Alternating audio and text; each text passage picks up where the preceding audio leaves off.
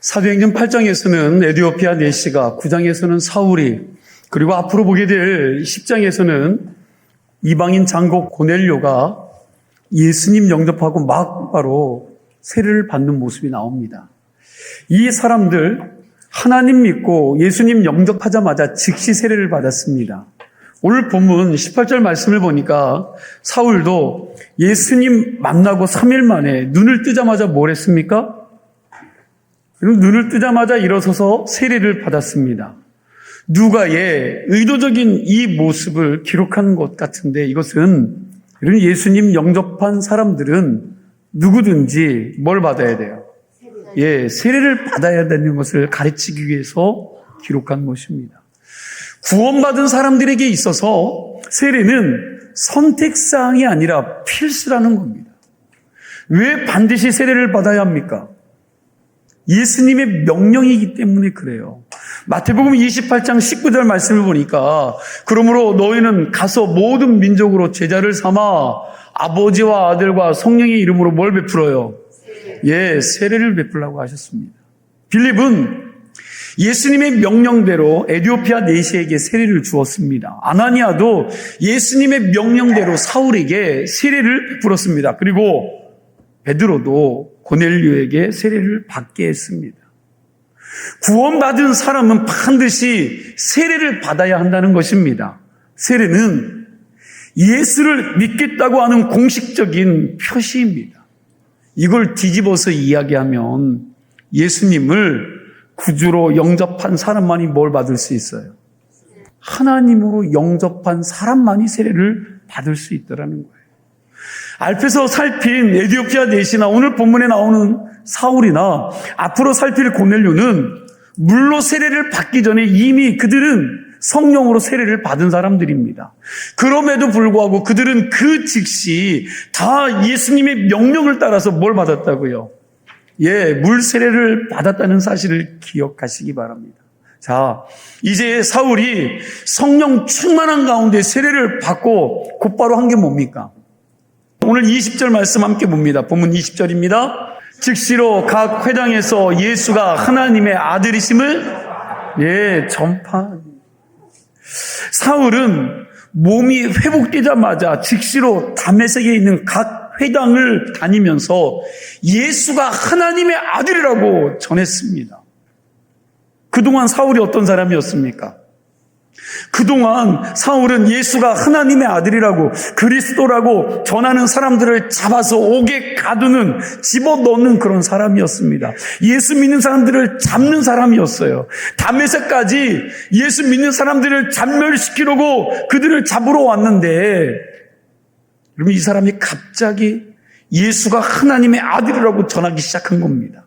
여러분, 이것은 구원받은 증거예요. 구원받은 자들은 자연스럽게 나오는 현상입니다. 내가 예수를 구주로 영접하고 주님이 내 안에 들어오셔서 나의 구원자가 되셨을 때 이건 견디지 못할 그런 증거로 우리의 삶에 나타나는 현상이라는 거예요. 오늘 본문 21절 말씀 함께 읽겠습니다. 함께 읽습니다. 듣는 사람이 다 놀라 말하되 이 사람이 예루살렘에서 이 이름을 부르는 사람을 멸하던 자가 아니냐. 여기 온 것도 그들을 결박하여 대제사장들에게 끌어가고자 함이 아니냐 하더라. 예수 믿는 사람들을 핍박했던 사울이 갑자기 예수가 하나님의 아들이라고 말하고 다니니까 이 모습을 보고요, 사람들이 놀라는 거죠. 우리 성경에서는 듣는 사람들이 다 놀랐다고 번역했는데 헬라어 원어를 보면 듣는 사람들이 다 정신이 혼미해서 여러분 충격을 받았다고 해석하고 있어요. 예수 믿는 사람들을 못 잡아먹어서 그렇게 핍박했던 사람이 거꾸로 예수가 하나님의 아들입니다라고 전하고 다니니까 그 모습을 본 사람들이요, 그 정신이 혼미할 정도로 충격을 받았다라는 거예요. 22절 하반절 말씀을 보니까 사울의 변화된 모습을 보고 다메섹에 사는 유대인들이 당혹했다, 그렇게 성경은 말해요. 예수님 만나자 얼마 안 된 초신자 사울이 다메섹을 완전히 어떻게 뒤집어 놓은 거예요. 완전히 뒤집어 놓았습니다. 사랑하는 성도 여러분, 한번 옆에 사람 보세요. 여러분, 옆에 사람이 잘 변해야 안 변해요? 고백하고 싶지 않겠지만 사람이 잘 변하지 않습니다. 그러나 하나님이 손대면 변하는 줄로 믿으시기 바랍니다. 인간의 진정한 변화는 하나님을 만날 때 시작돼요. 예수님 만난 사람들은 변합니다. 그래서 예수님 만나 심하게 변한 사람들의 모습을 보고 주변 사람들이 뭐라고 이야기합니까? 야, 저 인간 참 어떻게 저렇지? 원래 저런 인간이 아니었는데 늘 그냥 삶이 죄송합니다. 강아지 같았는데 예수 믿더니 저렇게 변했네. 여러분 그런 말 많이 들으시잖아요. 그래서 교회라면 치를 떨었던 사람이, 예수 믿는 사람들을 그렇게 싫어했던 사람이 예수님 만나고 난 뒤에 하는 말이 뭡니까? 야, 내 인생 주인은 예수님이야 라고 말하지요. 나 같은 죄인이 예수님의 구원을 받아서 내가 죄 용서 받았어, 그렇게 고백하며 울먹입니다. 그러면서요, 자기가 만난 예수님을 주변 사람들에게 말하고 다니는 거예요. 여러분, 유대교와 기독교의 차이가 뭔지 아십니까? 이 차이를 여러분 분명히 말씀을 드렸죠. 오늘도 다시 한번 쉽게 설명드리겠습니다. 유대교나 기독교는 하나님 믿는 건 같아요.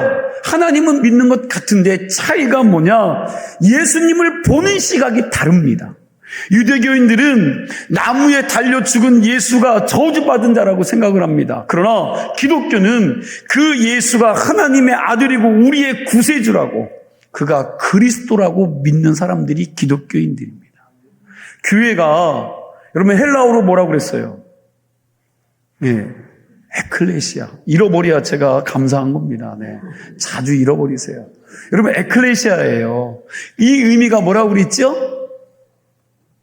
세상, 여러분 세상으로부터 불러냄을 받은 사람들의 모임이 교회예요. 이게 에클레시아입니다. 세상에서 막 즐기고 놀다가 내 마음대로 내 뜻대로 살다가 하나님께서 그 사람을 딱 구별해서 여러분 불러낸 거죠. 불러냄을 받은 사람이 교회라는 거예요. 그런데 예수님 당시의 교회, 이 에클레시아는 여러분 유대인들 가운데서 예수님을 하나님의 아들로 믿는 사람들을 따로 불러 모은 곳이 교회입니다. 그게 바로 기독교예요. 사울이 예수님 만난 뒤 유대교회에서 기독교를 개종해서 예수가 하나님의 아들이라고 전파하고 다닌 것입니다. 이게 사울이 예수님 만나서 구원받은 증거로 나타난 현상입니다. 사울은 예수님 만나고 눈이 떠지자마자 그 즉시 일어나서 예수가 하나님의 아들이라고 복음을 전했습니다. 그러자 다메섹에 있는 모든 사람들이 놀라고 당혹했습니다.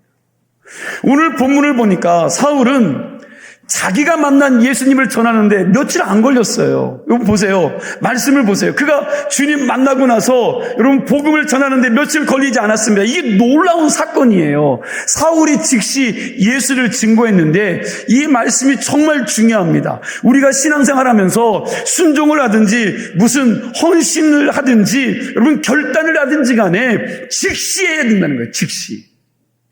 지체하고 미루면 안 된다는 겁니다. 즉각적으로 해야 된다는 거예요.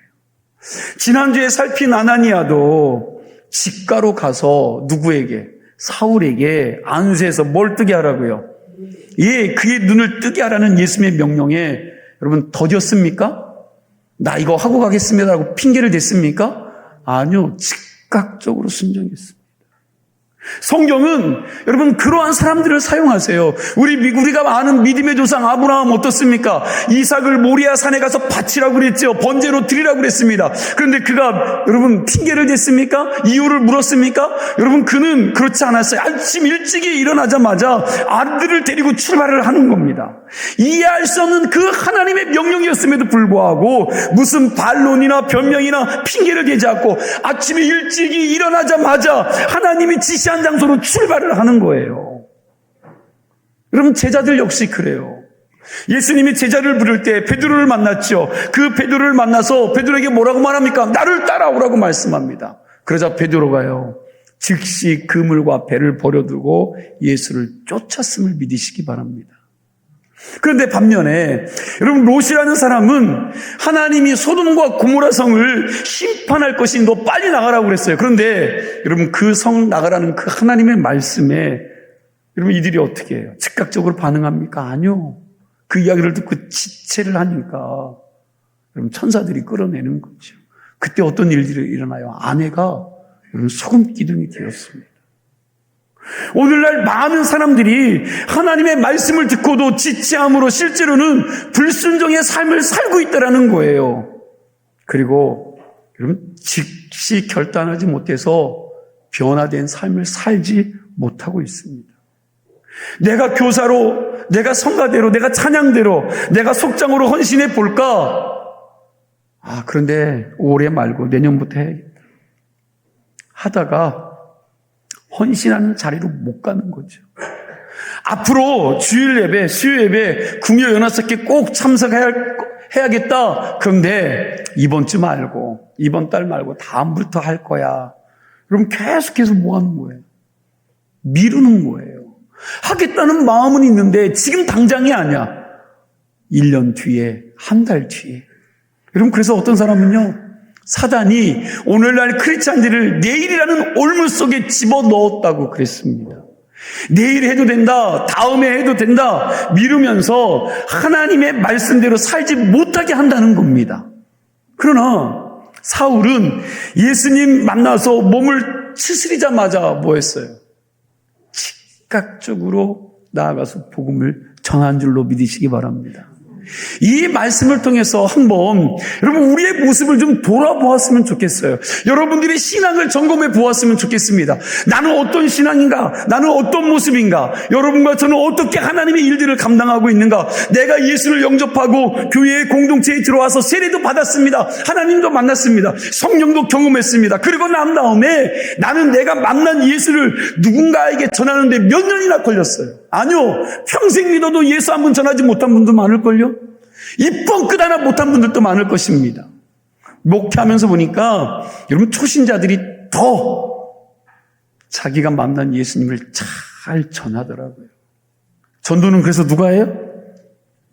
오래 묵은 사람이 하는 게 아니라 여러분 초신자들이 더 잘하는 것 같아요. 그러나 어떤 사람은 예수 믿으면서 누군가에게 복음 전하는 것이요 10년 넘게 걸리는 그런 사람도 있습니다. 여러분 그동안 내가 주님의 증인된 삶을 살지 못했다면 좀 이제부터라도 예수 그리스도를 증거하는 삶을 살 수 있는 성도들과 교회가 되길 간절히 축원합니다. 한 걸음 더 나아가서 하나님께서 말씀하실 때에 말씀의 귀에 들리면서 내 마음을 두드릴 때에 그 말씀 앞에 즉각적으로 순종하고 헌신하는 그리고 결단을 하는 은혜가 오늘 여러분과 저에게 임하여지기를 축원합니다. 사울이 예수님 만난 후 그에게 나타난 두 번째 현상인데 그게 뭐냐면 여러분 고난이 시작되었다는 거예요. 고난. 오늘 본문을 보니까 사울은 두 번이나 죽을 뻔했습니다. 여러분 23절 말씀 한번 보세요. 함께 읽습니다. 여러 날이 지나매 유대인들이 사울 죽이기를 공모하더니 오늘 함께 읽지는 않았지만 29절 말씀도 함께 읽습니다. 또 주 예수의 이름으로 담대히 말하고 헬라파 유대인들과 함께 말하며 변론하니 그 사람들이 죽이기고 여러분 사울이 두 번이나 죽을 위기를 겪은 겁니다. 이것이 이미 예수님이 아나니아에게 하신 말씀으로 예고된 거예요. 없었던 이야기가 아닙니다. 예수님이 아나니아를 사울에게 보낼 때 야 사울은 내가 선택한 그릇이다. 그리고 한 말씀 더 하시죠. 뭐라고요? 그가 내 이름을 위하여 얼마나 고난을 받아야 할 것인지를 내가 그에게 보일 것이다 라고 말씀하셨습니다. 사울은 예수님의 만난 후에 여러분 예수 전하다가 복음 전하기 시작하자마자 고난을 받게 된 거예요. 이때부터 사울도 예수님처럼 고난을 받게 된 것입니다. 이건 여러분과 저도 마찬가지, 우리도 마찬가지입니다. 내가 예수 믿기 전에 그럭저럭 부담 없이 잘 살았습니다. 그러나 내가 정말 예수님을 영접하고 하나님을 믿고 난 다음 여러분 그 다음부터 예전처럼 살 수가 없는 거야. 그렇지 않습니까? 주님을 영접하고 주님을 내 마음에 모셔드리고 난 다음에는 이전에 예수를 알지 못했던 삶으로 돌아갈 수가 없어요. 예전에는 하나님 없이도 나 편한 대로 내가 원하는 대로 살았습니다. 예배 없이도 잘 살았습니다. 말씀 없이도 잘 살았어요. 말씀의 인도하심 없이 내가 가는 곳이 곧 길이라고 생각하면서 꺼리낌 없이 이 세상을 살아왔습니다. 그러나 예수님 만나고 난 다음에는 옛날대로 여러분 살던 대로 살면 불편한 거예요. 왜요? 이제는 그렇게 사는 것이 마음이 편하지 않아서 그렇게 살고 싶지 않은 겁니다. 이미 내게 양심이 말하는 거예요. 그렇게 살면 안 된다고. 그래서 하나님을 믿고 난 다음부터는 옛 방식의 삶을 살 수 없고 그렇게 살기도 싫은 거죠. 마음이 편합니다. 그때부터 찾아오는 게 뭡니까? 전에 살던 방식대로 안 사니까 여러분 세상 사람들과 세상 친구들 여러분 그들과 똑같이 살지 않으니까 뭐가 찾아오는 거예요? 여러분 고난이라는 게 오는 거예요. 고난. 예수 믿기 전에는 먹고 마실 거 가지 말아야 할 거 다 가면서 같이 살았는데 이 친구가 예수 믿더니 변한 거죠. 그러니 사람들이요 가만두지 않는 겁니다. 핍박도 하고 고난도 하고 혈기도 부리고 너 그렇게 살면 안 된다고 이야기. 그때부터 고난이 오는 거죠. 그래서 저는 예수 믿으면 무조건 복 받는다는 말을 별로 좋아하지 않아요. 그리고 그렇지도 않습니다. 왜요? 예수 믿으면 복 받는 게 아니라 뭐가 먼저 찾아와요? 고난이 찾아와요. 여러분 그거 기억하셔야 돼요. 예수 믿으면 무조건 복 받는 게 아니라 여러분 세상과 이제는 등지는 삶을 사니까 뭐가 와요? 고난이 오는 거야. 고난이. 먹던 거 마시던 거 하던 거 습관대로 안 하니 친구들이 끊기는 거죠. 결국엔 여러분 고난이 와요. 그런데 여러분 그 고난이 오겠지만 처음에는 고난이 오겠지만 결국에는 여러분 엄청난 복이 온다는 겁니다. 엄청난 복을 받는다는 거예요. 이렇게 잘 알고 여러분 좀 말씀을 그렇게 전하세요. 그렇게 전해야 합니다. 정말 그렇잖아요. 내가 예수 믿자마자 전에 살던 대로 안 사니까 그동안 친하게 지냈던 이 친구들이 너 왜 그렇게 됐냐? 야 인마 너 인생 그렇게 살면 안 돼. 여러분 그렇게 이야기하잖아요. 자기들과 같이 그동안 먹고 마시고 같이 주일날 친구 모임들도 갖고 개 모임도 가졌는데 야 저 인간 저렇게 변했네. 여러분 그런 소리가 들으면서 인간관계가 어때요? 끊어지는 거예요. 하나하나 죄된 모습들이 끊어집니다. 그런데 이게 내가 예수 믿고 난 증거입니다. 증거. 내가 예수 믿는 증거야. 고난이 내가 예수 믿는 객관적인 증거가 되는 겁니다. 그래서 사울이 예수님 만난 뒤에 계속해서 뭘 받아요? 여러분들 안 받고 싶겠지. 그런데 그럼에도 불구하고 예수 믿고 나서 계속 뭘 받아요? 고난을 받아요. 고난. 계속해서. 그러나 사울은 이런저런 고난 속에서 하나님의 뜻을 발견하고 그의 신앙이 더 단단해졌고 영적으로 더 깊어진 줄로 믿으시기 바랍니다. 그런데 우리가 예수 믿으면서 세상에서 욕먹고 박해받고 고난받는 것이 싫다고 세상 사람들처럼 살면 하나님이 주시는 그 구원의 감격과 기쁨과 은혜가 사라져요. 여러분 그러나 분명한 것이 있습니다. 내가 예수님 만나고 정말 하나님을 믿는 사람이 되었다면 나의 옛사람으로 가지 않는다는 거예요. 이제는 그렇게 사는 것이 마음도 편하지 않고 즐겁지도 않기에 다시 그 자리로 돌아가지 않습니다. 이제는 옛사람으로 사는 게 불편하고 싫은 거예요. 이처럼 하나님이 원하시는 삶을 살려고 몸부림을 치는데 뭐가 온다고요? 한번 따라하세요. 고난이 있다. 당하고 싶지 않지만 고난이 있다라는 거예요. 그러나 그 고난은 우리를 패배자로 만들지 못하는 줄로 믿으시기 바랍니다. 우리를 더 단단한 하나님의 사람으로 만들어 간다는 거예요. 그 고난을 통해서 하나님을 더 기쁘게 해드리고 하나님 편에 서서 주의 일들을 이루어가는 자로 하나님께서 나의 신앙을 더 단단하게 만들어 간다는 겁니다. 그래서 야고보 사도가 뭐라고 고백합니까? 고난받는 것이 내게 뭐라고요? 이익이라고 그랬습니다. 고난이 올 때 그게 내 인생을 찌르고 때려서 힘이 되지만 그걸 믿음으로 잘 견디고 극복하고 나면 더 단단하고 더 거룩하고 더 신실한 하나님의 사람으로 나온다는 것입니다. 그 고난을 통해서 내가 성숙한 하나님이 사람이 되고 하나님이 주시는 그 축복을 받을 수 있는 그릇으로 빚어 나온다는 거예요. 고난은 우리를 망하게 하지 못합니다. 저와 여러분이 말씀대로 살려고 하는데 고난이 온다면 내가 하나님의 사람이라는 증거예요, 증거. 내가 하나님의 사람이구나. 내가 말씀대로 잘 살아가고 있구나. 내가 믿음 생활 잘하고 있구나. 고난이 나를 온전한 하나님의 사람으로 만들어가는 도구라는 말씀을 붙들고 그럼 믿음으로 잘 견뎌낼 수 있기를 주의 이름으로 축원합니다. 이제 세 번째로 살필 것은 사울이 예수님 만난 지 얼마 되지 않아서 아라비아 광야로 떠났다는 거예요. 오늘 본문 23절에서 25절까지 말씀 보면 유대인들이 사울을 죽이려고 밤낮으로 성문을 지키고 있었는데 사울이요 그 계획을 알고 다메섹을 빠져나와 도망가는 모습이 나와요. 그죠? 23절에서 26절까지 말씀을 우리 한 절씩 교독하겠습니다. 여러 날의 지남에 유대인들이 사울 죽이기를 공모하더니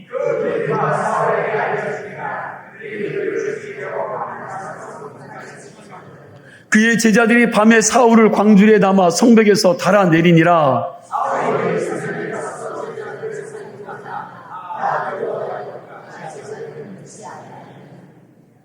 자, 보세요. 여기 26절 말씀에 보면 사울이 예루살렘 가서 제자들과 뭐 한다고요? 사귀고자 하니 그랬는데 이 말씀만 보면 사울이 그때 다메섹을 빠져나와서 바로 어디로 가요? 예루살렘으로 간 것처럼 보여요. 이 말씀만 보면 25절과 26절 말씀만 보면 그냥 곧바로 다메섹을 빠져나와서 예루살렘으로 간 것처럼 보입니다. 그러나 그렇지 않아요.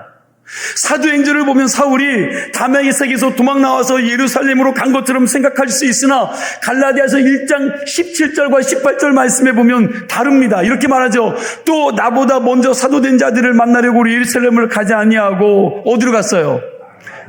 아라비아로 가. 다시 말하면 예루살렘으로 간 것이 아니라 어디로 갔다고요? 아라비아로도 갔다가 다시 어디로 돌아가요? 다메섹으로 돌아갔노라. 그 다음 절 보여주세요. 함께 있습니다. 그 3년 만에 내가 방문하려고 예루살렘으로 올라가서 그와 함께 15일을 머무는 동안 자 여기 보세요. 그 후 3년이요. 3년 만에 내가 게바를 방문하려고 어떻게 갔다고요? 지도가 보이시죠? 다메섹에서 아라비아로 갔어요. 저 아라비아에서 몇 년 있었다고요? 3년. 그리고 3년 있다가 다시 다메섹으로 간 거예요. 여러분, 그러니까 사도행전 9장 25절과 26절은 한 구절 차이지만 여러분 그 연수의 간격은요. 3년의 간격이 있는 겁니다. 정리합니다. 사울이 예수쟁이를 잡으려고 다메섹까지 갔다가 거기서 예수를 만나서 이제는 거꾸로 예수님을 전하는 사람이 되었습니다. 그렇게 예수님 전하다가 다메섹에서 죽을 위기를 겪은 거죠. 여러분, 그걸 피해서 사울이 다메섹에서 아라비아 광야로 간 거예요. 무슨 말인지 이해가 가시죠? 그럼 이때 사울이 예루살렘으로 가지 않고 왜 아라비아 광야로 간 겁니까? 여러분, 왜 광야로 갔을까요? 우리가 생각하기에는 사울이 예루살렘에서 왔기에 당연히 예루살렘으로 돌아가야 합니다. 그리고 예루살렘 교회의 리더인 베드로와 야곱을 만나서 자기가 체험한 것을 간증하고 같이 사역을 하면 됩니다. 당신들이 알다시피 내가 얼마나 예수 믿는 사람들을 힘들게 하고 핍박하고 그들을 잡아 가두었습니까? 그런데 내가 다메섹 도상에서 누구를 만나요? 예수님을 강력하게 만났습니다. 그의 음성을 들었습니다. 그래서 내 삶이 완전히 변했습니다. 이런 간증을 하고 베드로와 요한과 예루살렘 교회 리더들과 함께 모여요. 그들에게 인정을 받고 그들과 함께 사역을 하면 됩니다. 이 사실을 사울이 모를 리가 없어요. 그런데 사울은 예루살렘 가지 않고 아라비아 광야로 갔습니다. 아라비아 광야는 지금 여러분 사우디아라비아에 위치한 아라비아 반도에 있습니다. 제가 이 아라비아 광야를 디테일해서 찾아보니까 정말 말 그대로 여러분 아무것도 없는 광야예요. 광야. 사울의 삶 속에서 이 지점이 굉장히 중요합니다.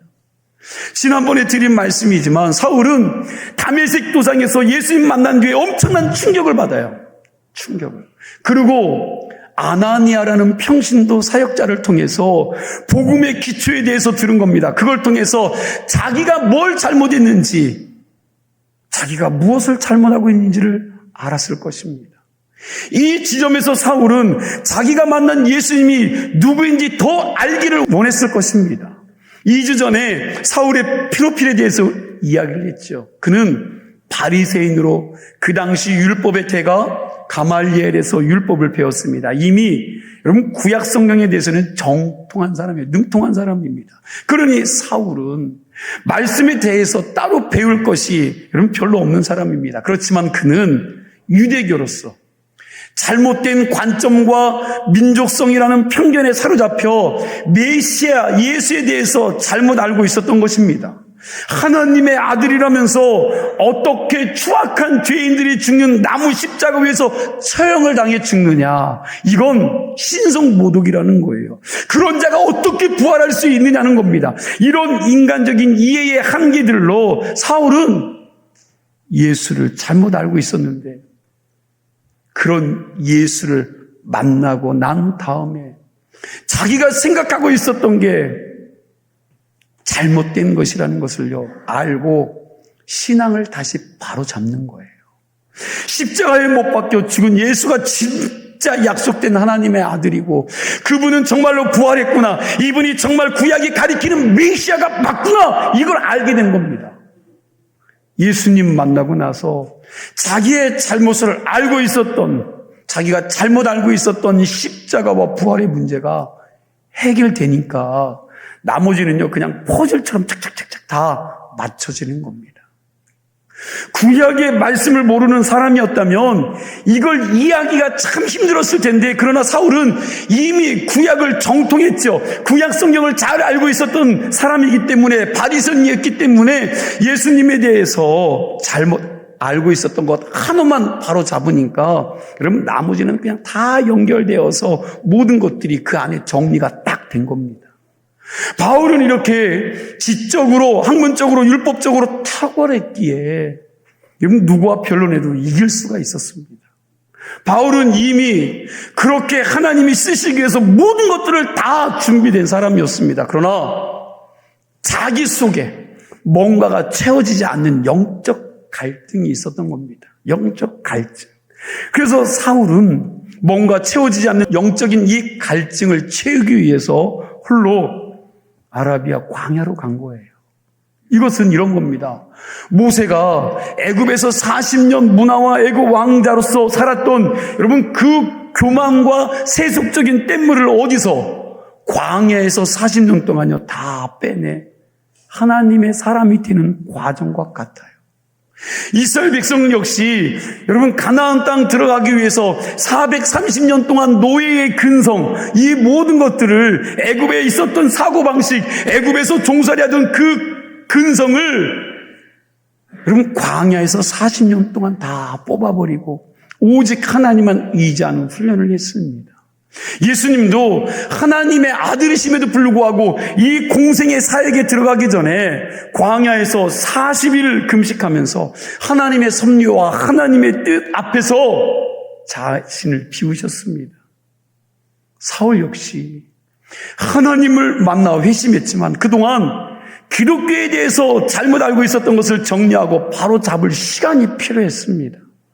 율법과 십자가에서 죽으시고 부활하신 예수님에 대해서 제대로 정리할 시간이 필요한 겁니다. 자기가 체험한 신앙과 신학이 정리될 시간이 필요했던 거예요. 아마도 사울은 아라비아 광야에서 3년 동안 하나님께 기도하면서 성경을 다시 깊이 있게 읽고 연구했을 겁니다. 그러면서 자신이 정통으로 알고 있었던 구약의 율법과 그리고 예수 그리스도의 십자가와 부활의 의미를 잘 정리했을 것이라고 성서학자들이 말하고 있습니다. 한마디로 이야기하면 사울은 아라비아 광야에서 하나님만 대면하면서 뭘 한 거예요? 영성 훈련을 했다는 것입니다. 그리고 난 다음에 사울은 흔들리지 않는 하나님의 사랑으로 빚어나와 멋지게 하나님의 사명을 감당하는 사람이 된 줄로 믿으시기 바랍니다. 예수님의 제자였던 사도들, 베드로와 요한과 야고보 같은 사람들은요, 3년 동안 예수님과 동고동락하면서 제자 훈련을 받았습니다. 그런데 바울은 어쩌면 그 척박한 광야, 그곳에서 눈에 보이지 않는 하나님과 독대하면서 예수님의 제자들보다도 더 혹독하게 제자 훈련을 받았을지도 모릅니다. 그래서 사도 바울 같은 이런 사람이 갈라디아 교회에서 자기의 사도권을 인정하지 않으려고 할 때 자신 있게 말하는 거예요. 뭐라고? 자기가 사도라고 얘기했던 것입니다.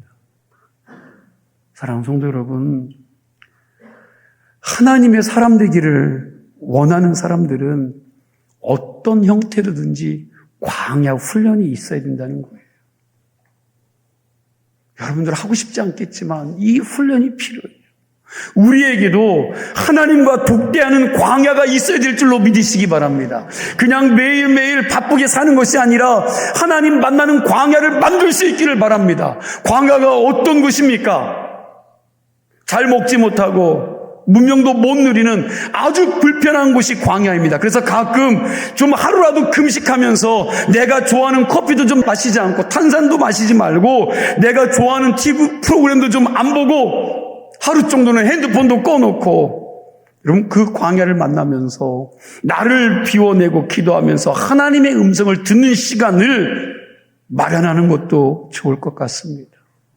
그 광야에서 나의 세상 욕망과 욕심을 죽이고 교만을 죽이고 시기와 질투를 죽이는 훈련을 하면서 내 속을 하나님의 말씀으로 채우고 예수로 채우는 복 있는 성도들이 되시길 바랍니다.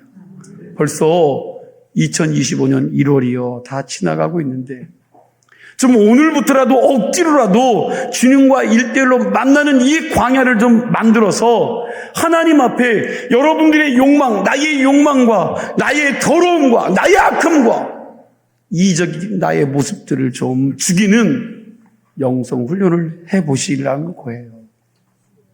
마침 여러분 우리 교회 부흥회도 준비가 되었지요. 이 기간 여러분 나의 광야 훈련 기간이다 생각하시면서 여러분 참석하셨으면 좋겠습니다. 이러한 광야 훈련을 통해서 우리는 아주 단단한 변함없는 하나님의 사람으로 변화되어 가리라 믿습니다. 말씀을 정리합니다. 사울은 예수님 만나 완전히 변화되었습니다. 그리고 자기를 변화시킨 그분을 전하면서 죽을 고비도 많이 겪었습니다. 그러나 그는 그의 신앙이 더 단단해졌고 더 성숙한 사람으로 하나님 주신 사명에 흔들리지 않는, 그리고 무엇을 주시든지 즉각적으로 감당한, 그리고 감당의 낸 자가 된 줄로 믿으시기 바랍니다. 그가 그렇게 살 수 있었던 것은 하나님과 독대하는 3년의 광야가 있었기 때문에 그래요. 저와 여러분이 나 자신과 그리고 세상을 이길 수 있는 힘이 어디서부터 나오는지를 아는 신앙이 되기를 소망합니다. 그 힘은 하나님 만나는 곳에서부터 나와요. 그 힘은 예수를 구주로 믿고 따르는 자들에게서 나오는 줄로 믿습니다. 저와 여러분들 삶 속에서 하나님을 만나는 광야가 있기를 주님의 이름으로 축원합니다. 기도하겠습니다. 하나님 감사합니다.